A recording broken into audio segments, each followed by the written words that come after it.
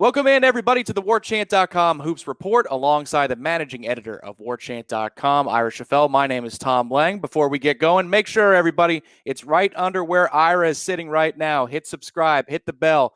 This is the big time of the year in the spring for Warchant TV. You got March Madness on the horizon. You got spring practice. You're going to want to be updated every time Warchant TV creates new and awesome content. Beautiful bean footage, as they say.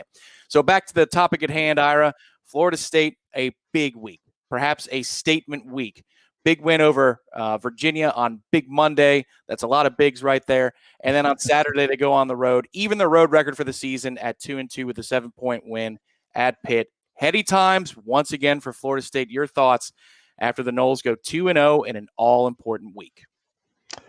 You know, that Virginia game, it feels like it was a long time ago now because there was kind of almost a week between the Virginia game and that Pitt game. But, I don't think we can overstate not only the fact, not the importance of that win, pushing back into basically contention for first place in the ACC. If they had lost that game, Virginia looked like they might run away with the division or the conference race during the regular season. But the way they did it, and they were just so dominant. Virginia just could not handle Florida State physically. Florida State out-executed Virginia. They just, wore them out. I mean, that was a dominating performance against a team at the time was number 7 in the country. Now, Virginia then subsequently lost at Duke this past weekend, so that kind of diminishes it a little bit. And I think some people are starting to question whether or not Virginia really was as elite as some people may have thought going into that Florida State game. But still, a really significant. All you can do is beat the team you play, and they did it handily. And then I think the Pitt game, to your point about it being a statement week, I think was important, not because of who they played. Pitt was about a 500 team in the conference, but because they did it on the road. There's still some questions about how FSU would play on the road. They did it in a fashion that we really haven't seen them do much this season. Earlier this season, when they didn't shoot the ball well, it affected their defense. They just overall did not play with the same energy. That didn't happen this time. If anything, I think they turned up the heat. One of the things I thought that was cool, and I would imagine you did as well, was the way they attacked the offensive glass. And I went back and watched Justin Champagnie's post-game interview after the game. And again, that's one of the great things about the Zoom era of college basketball and the COVID era is that we have access to all of these Zoom interviews now. And Pitt star player Justin Champagnie, who had a great game, he said down the stretch of that game, he felt like Raekwon Gray and Scotty Barnes were just throwing the ball up at the rim because they knew they'd get the offensive rebound and put it back up and get a better shot. And that's what happened. I mean, Florida State just kind of took over that game physically inside, largely thanks to those two guys. And so it was neat to see them win in a different way. I mean, we've seen them win with skill and shooting and just being their talent and their execution. But this was kind of a brute force win, and it was kind of cool to see that. When I read that in Corey's column too, Ira, it seemed like in watching Leonard's post-game comments, he was more pleased after that game on the road than he was with the Virginia game. He said something on the air last week on what we do at ESPN Radio and the Jeff Cameron Show, that it's an indictment. The Virginia effort can be a bit of an indictment on other efforts throughout the seasons. Like anybody can get up for a national TV game against a top 10 opponent, but can you do it? And can you bring that intensity game in and game out? And even though Florida State shot, I think it was 4 of 11 or 4-13 from 3, only making 4, you're used to making 8 to 11 these days. Heady times for Florida State in the offensive department. You're right. They crashed the glass. The details were sound. You had guys like Malik Osborne scored 12 points off of 4 shots from the field. Same thing for Raekwon Evans. He's 10 of 12 from the line. Raekwon Gray is steady Eddie.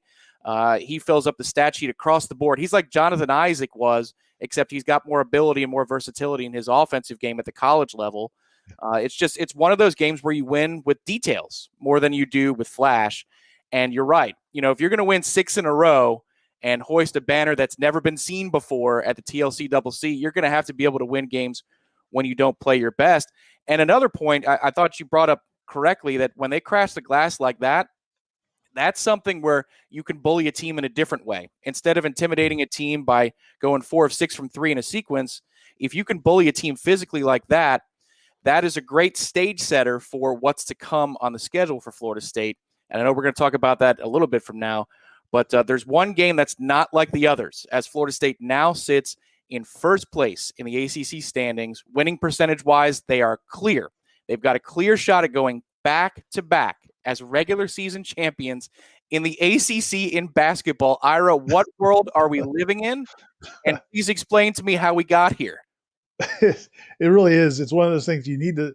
Everybody owes it to themselves to kind of step back and really look at this from a big picture. And look, 2021 is an odd year. We know we're all dealing with COVID. It's been an interrupted season for most teams. Very few teams have just kind of smooth sailing through this schedule. Florida State's had 2 pauses. Other schools have had. Louisville, I think, had a 19-day interruption in their season before they just came back and got blown out by North Carolina. It's affected teams in different ways. Some players have opted out, like the young man at Duke. So it's just been a crazy season. So from that standpoint, I think there's going to be a feeling from some people to kind of put an asterisk on this season, much like maybe the last year in Major League Baseball. But I wouldn't do that and that's why it's so important what Florida State did last season, because this to me validates last season as much as last season validates this season. Florida State won the regular season title last season. They were the class of the ACC. They lost 2 lottery picks and an all-time point guard in Trent Forrest, and they come back and they may finish first in the ACC again. So while I don't think this is a typical year, and there's some excuses, and different teams can point to different reasons for why they're not having success, well, one team doesn't have to point to anything. They lost probably their 3 best players and a very good center in Dominic. I can't remember pronounce his last name. They lost him as well, who's playing professionally overseas. They lost 4 professional basketball players, and they come back and they're in position to have the best record in the ACC again. It's really remarkable, and it's just not even compared to what Florida State looked like 10 years ago or 20 years ago, but compared to the rest of college basketball. I mean, you watch these other teams. There's only a very small handful of teams that look to be in the class of Florida State. It's just it's a really cool time. Yeah, and honestly, yeah, you're right. If you look at the whole of the sport, like find me 5 programs in the last 2 seasons that are markedly better than Florida State. I bet you can't. I bet you can't. They've been incredibly consistent, and what they've done with the attrition that you're talking about, 2 lottery picks and Mr. Heart and Soul of a program in Trent Forrest, it's nothing short of remarkable. And what you saw on a week ago, Big Monday, a win over Virginia that was academic by halfway, 3/4 of the way through the first half. You saw how dominant they could be for stretches.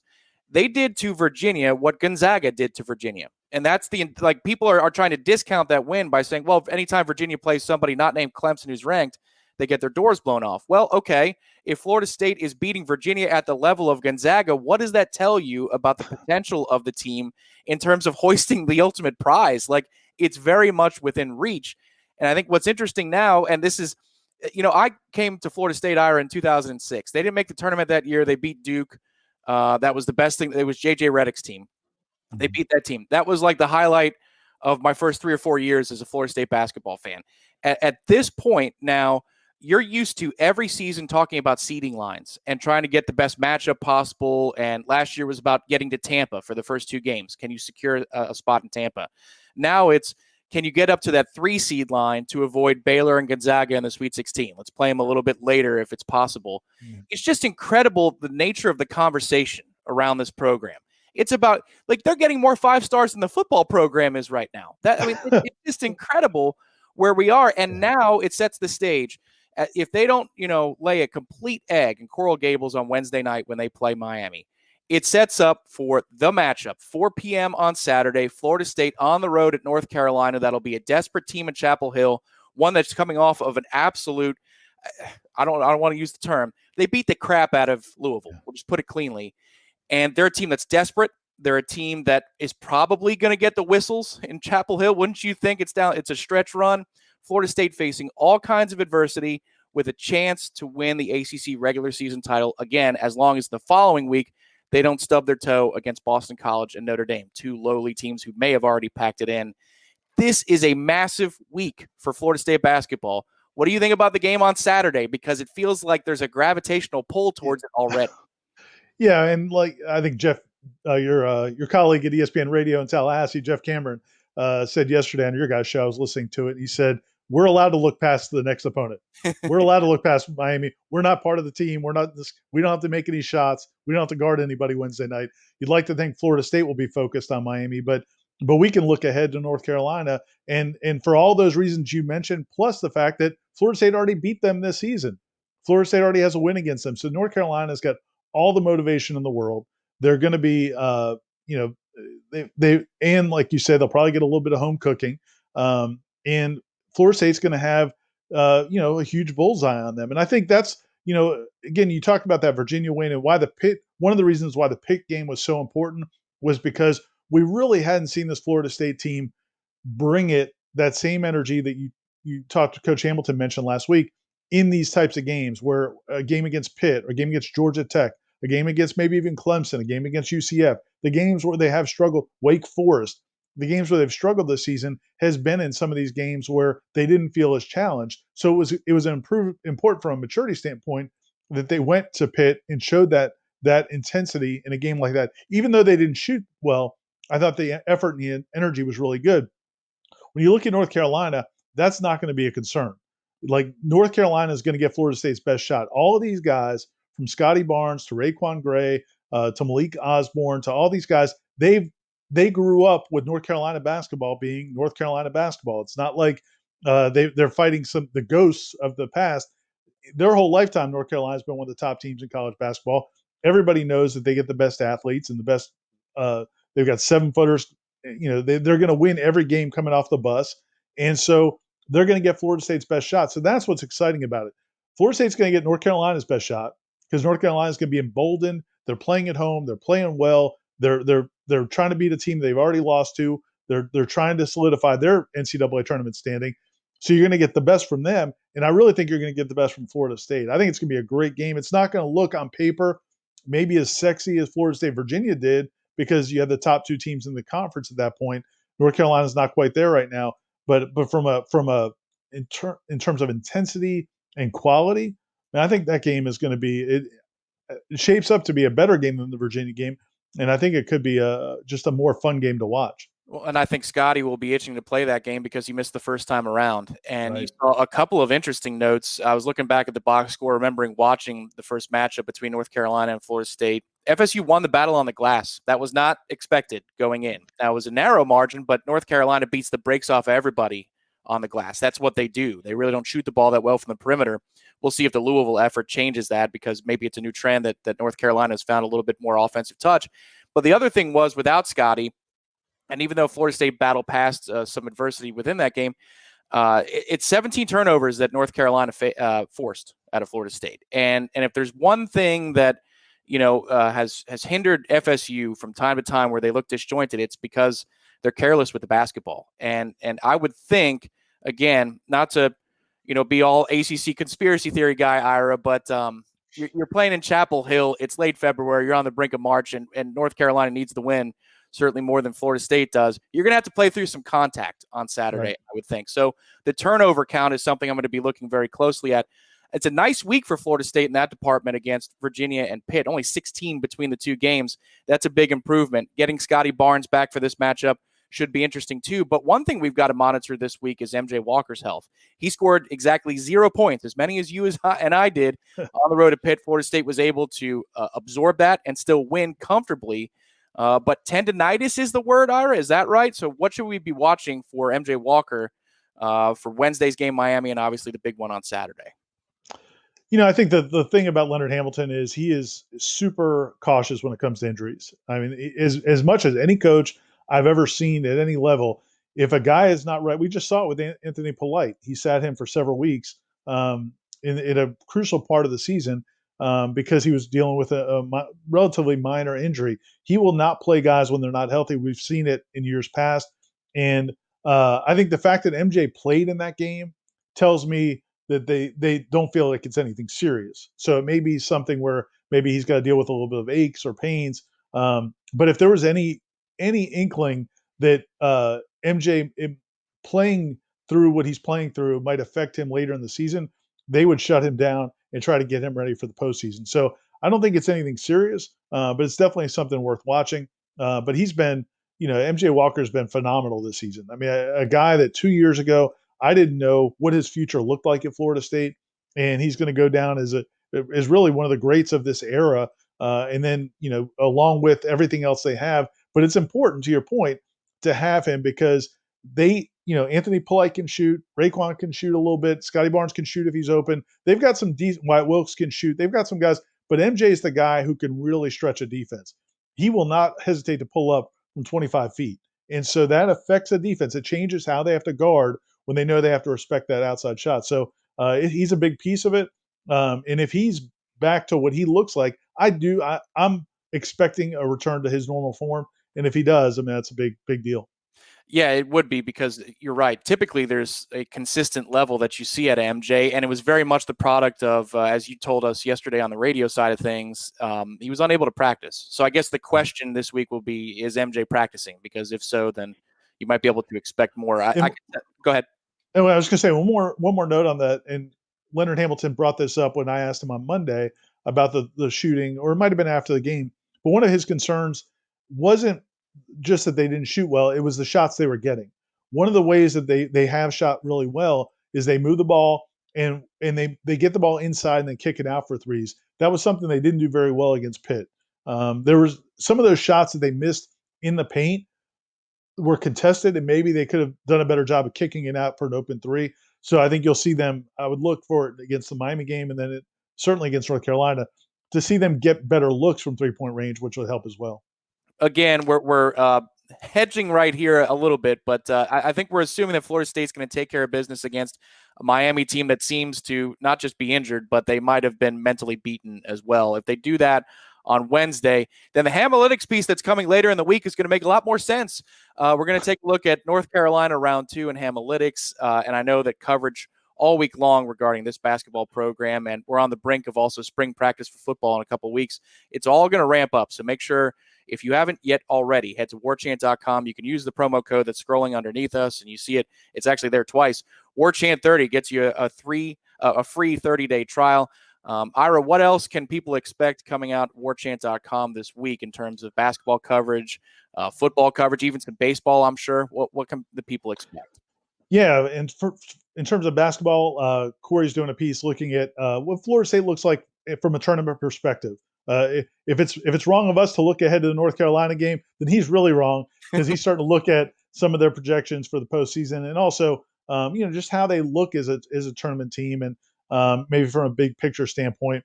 From a football recruiting standpoint, Michael Langston is about to post later this week his top 12 targets for the class of 22. They already have several commitments for the class of 22. They've got one of the top 10 classes in the country for this next recruiting cycle. And he's got a list of 12 guys, a dandy dozen, as you might say, of prospects, to use our jargon from the 80s or 90s. And that'll be dropping this week. And then we also are doing our position previews and everything else. One last thing on that Miami game. I'm not saying, and neither are you, that there's no chance they could lose to Miami. We do know Miami did look like they quit against Georgia Tech over the weekend. They looked like they did not want to be there from the opening tip. They had no interest in being there. You would think that when Florida State rolls into town, because it's Miami, because it's Florida State, it's not the same thing as a football rivalry, but you do think that they'll at least compete. So that could make it interesting. But yeah, Florida State just brings the effort that they did against Pitt. They should be in good shape. But yeah, we'll have coverage from that. And then also baseball this weekend. We've got some good stuff that we're working on going into that series for Florida State, and we'll be covering it as well. So yeah, stay tuned to warchant.com. Yeah, the red flag was 18 points in the first half against Georgia Tech for Miami. That's you're right. It might be a check with me type thing for the first 8-10 minutes of Wednesday night's game. What are we doing here? Did you guys show up, Florida State? Oh, you did? All right, never mind. But you have to go down there and do that, and I'm sure Leonard is harping on it as 3 of the next 4 games are against grossly overmatched teams. You got to show the maturity to be able to handle business in those situations. So I'm sure Leonard will keep it dialed in there. Any final thoughts, Ira? I know you just teased all the content plan, but any final thoughts for this basketball program in particular? And do you expect a 2-0 week out of Florida State? Are we going to be here next week, this time, talking about, okay, it's yours for the taking. All you need to do is beat Boston College and Notre Dame, and you've got the ACC regular season for a second consecutive year at Florida State. I do. I look at this Florida State team right now, and again, what impresses me about them and has continued to impress me is just how many different ways they can beat you.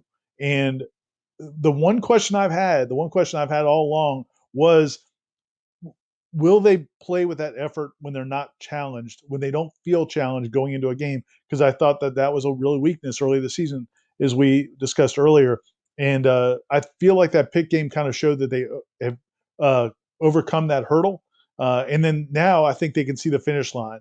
And again, I just, if you look at Florida State, what are you going to take away when you do the scouting report and you say, okay, what are we going to focus on? What are we going to do to beat Florida State? I just don't know where you focus. I don't know what you take away because they can beat you in so many different ways. So again, it'll be a tough challenge at North Carolina. They could be beaten without question. But I like Florida State's chances. I really like their chances in every game the rest of the season, as you mentioned. Certainly if Boston College is even playing at that point, there's some questions about that. They've had just a completely dismal season, and then Notre Dame can be streaky, can be solid, but they also have not had a good year at all. So I like Florida State chances in all these games, and I certainly wouldn't bet against them in the tournament. We'll certainly find out next week. And remember, once again, hit subscribe and make sure to hit the bell right underneath Ira before you go today, because we've got more Warchant TV for you coming up all week long. For the managing editor of Warchant.com, Ira Schoffel, I'm Tom Lang. Find you one that loves you the way Travis Hunter loves Florida State, the 5-star recruit. More on that, I'm sure, coming this week to Warchant.com. Talk to you next week, everybody.